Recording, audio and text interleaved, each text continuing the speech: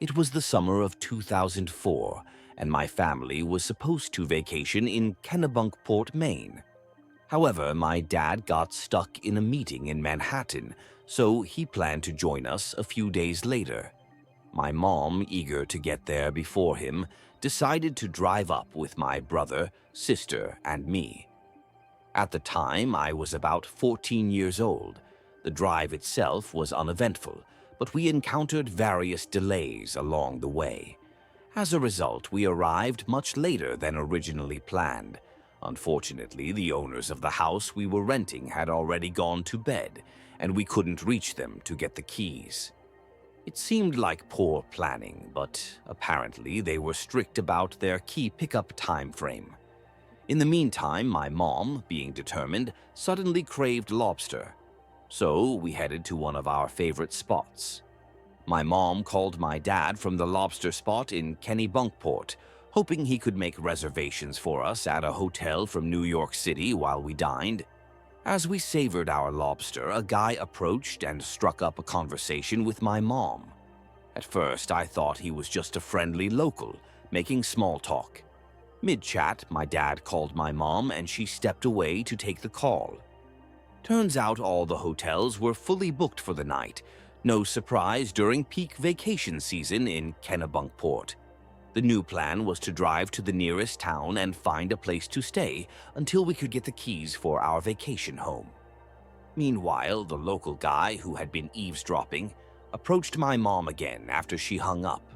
He seemed harmless enough, preppy, clean-cut, blending in with the crowd. He mentioned having a big home with a guest house where we could stay, and his wife wouldn't mind. My immediate thought, no way. I found myself staying in some random guy's house in the spooky darkness of Maine. No offense to anyone from Maine, but those streets can get eerie at night. My mom, being the cautious type, did her due diligence to make sure this guy was legit.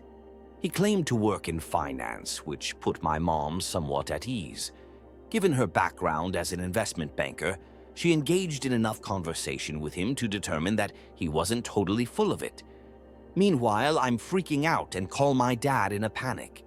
But he tells me I'm overreacting, insisting that I need to get out of the city more and accept that sometimes people are just nice. So, reluctantly, my siblings and I pile into our car and follow this guy back to his place. Surprisingly, the guest house was actually pretty nice, fully furnished and all, but something struck me as odd. The beds were strangely placed right under the windows in each room instead of being centered like you'd expect. It just felt out of place to me. Fast forward to bedtime. My mom hears a knock on the door and guess who? It's the guy. So the guy comes back saying he just wanted to check in and make sure we got settled. Nice gesture, right? About 30 minutes later, he's back again, checking in once more. At this point, my mom politely tells him we're good and that we'll swing by the house in the morning to say thank you. Now, fast forward another 30 or 45 minutes. I'm lying awake feeling terrified.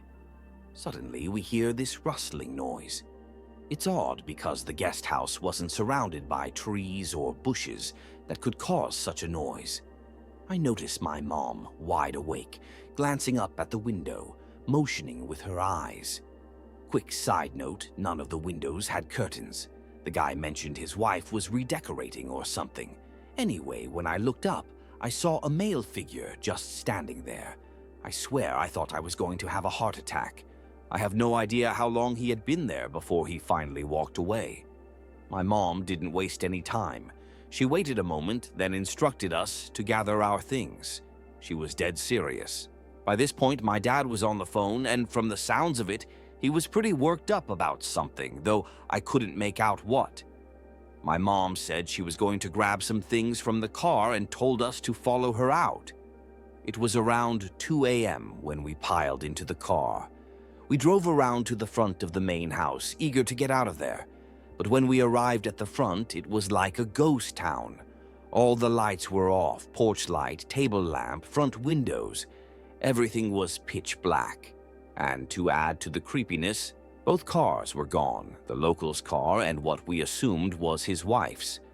At this point, my mom, visibly unsettled, declared that we were leaving. We drove towards the gate at the end of the driveway, only to find it deadbolted and padlocked shut from the inside. It wasn't the sturdiest gate, so my dad instructed us to rev the engine, and with the power of a big SUV, we managed to break through. We crashed right through it and hightailed it back to New York City without exchanging a single word. Since then, we've never set foot in Maine again, and my parents absolutely refuse to discuss what happened. One night, I mustered up the courage to ask a family member about it when he was a little tipsy. All he said was, "They didn't tell you the actual owners of that house were on vacation." I assume my mom or dad followed up with the local authorities and found out, but they never told us anything. To this day, I still have no idea who that man was or what was going on that evening. It got me wondering if there were any known serial killers or murderers in that area at the time.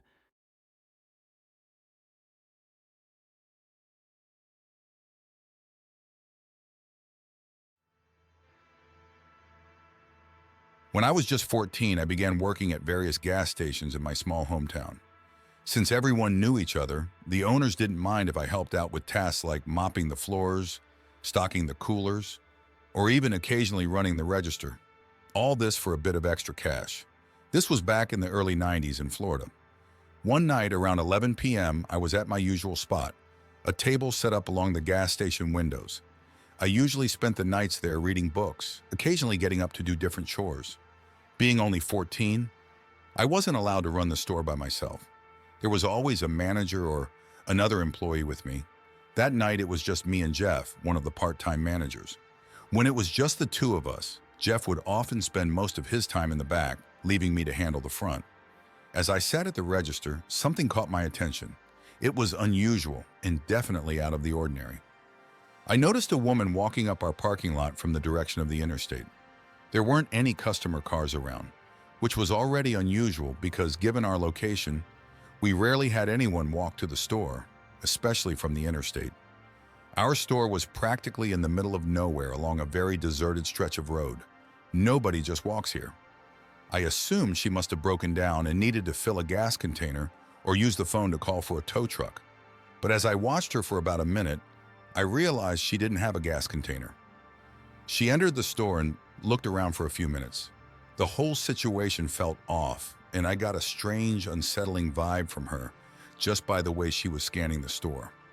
By this time, Jeff had come out from the back and was standing behind the register with me.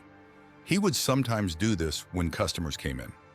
The woman then approached the counter and started telling us a story about how her car had broken down and she needed a ride to a nearby town. She mentioned a town I had never heard of before. Jeff promptly responded, saying he was working and couldn't leave because he was the manager and had to stay with me. The lady then turned to look at me, seemingly waiting for my response. Before I could say anything, I glanced at Jeff. He gave me a cold, hard stare and subtly shook his head, signaling that something was off. That was all the assurance I needed to trust his judgment. The lady turned back to Jeff and pointed at me, asking if I could take her instead. Jeff quickly and sternly replied that I was too young to drive and there was no way we could help her. I didn't argue with Jeff's response because it was clear he sensed something was wrong. Normally, Jeff was friendly and chatty with customers, so his stern demeanor was unusual. Clearly frustrated, the lady cursed us out and stormed out of the store, walking back down the parking lot. I kept an eye on her and noticed that she had stopped at the end of the parking lot, right next to the interstate. She was on a phone call, and after about 2 minutes, a car pulled up and she got in, as if the car had been expecting her. The whole situation felt odd, but I didn't realize how much danger I was actually in that night until much later. Almost a year had passed. One night I was in my bedroom, drifting off to sleep with the TV on in the background. I don't remember what channel was on, possibly the news, but something I heard snapped me wide awake. I sat up and looked at the TV, where I saw the mugshot of a woman on the screen. As soon as I saw her, I immediately recognized her as the same lady who had been in the store almost a year earlier, the one who had tried to get either me or my manager to drive her into town. I was absolutely certain it was the same woman. It turned out that the lady was Eileen Warnos, who was later convicted of being a serial murderer with 7 confirmed male victims. Eileen would lure her victims out into the middle of nowhere and then shoot them at point-blank range. What disturbs me the most is how close I was to becoming one of those victims. From her behavior in the store and what I now know about her, I firmly believe her plan was to kill either me or my manager Jeff that night. To this day, I still have nightmares about what could have happened if we had agreed to help her.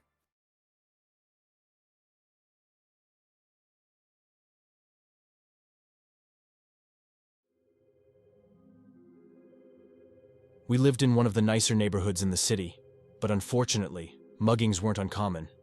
However, as far as I knew at the time, none of them had resulted in anyone's death. I wasn't really keeping up with neighborhood news or any news for that matter. My mom seemed increasingly worried over the past few months, but I just didn't care enough to ask why. She kept reminding me to lock all the doors, travel in groups, not talk to strangers, and so on. Our first argument about this happened when she told me I wasn't allowed to walk home from the train anymore. I was taking extracurricular lessons in the city center and would ride the train to the end of the line, which was where we lived. Our apartment building was about a 10-minute walk from the station, and I'd been making the journey since I was little. I could practically do it with my eyes closed. I used to stroll around with my headphones on, my old and cherished CD player tucked in my bag, blasting some loud and grungy tunes. I felt completely safe in my little bubble of melodious solitude. There was a lot of internal drama, you know. The usual, you still treat me like a child. You don't trust me. You're suffocating me. You're taking away my freedom. You're the world's worst mother ever, kind of stuff. You get the idea. Eventually, we reached a compromise. As long as there was still daylight, I could walk home. Otherwise, I'd give her a call and she'd come pick me up. I was okay with that arrangement for the time being. However, on that particular night, I was really angry. Don't ask me what about. I honestly don't remember the reason. I just recall feeling consumed by wrath. I felt like screaming bloody murder, especially when I realized I had to call my mom to pick me up. Nope, not happening. I didn't care if it was raining. I wasn't a baby or made of sugar. So I stepped off the train, ignored the heavy rain, and marched straight home. On the outside, I probably looked like any other 16-year-old, listening to music while hurrying home. But on the inside, I was gearing up to crush my enemies, see them kneeling before me, and hear the lamentation of their women.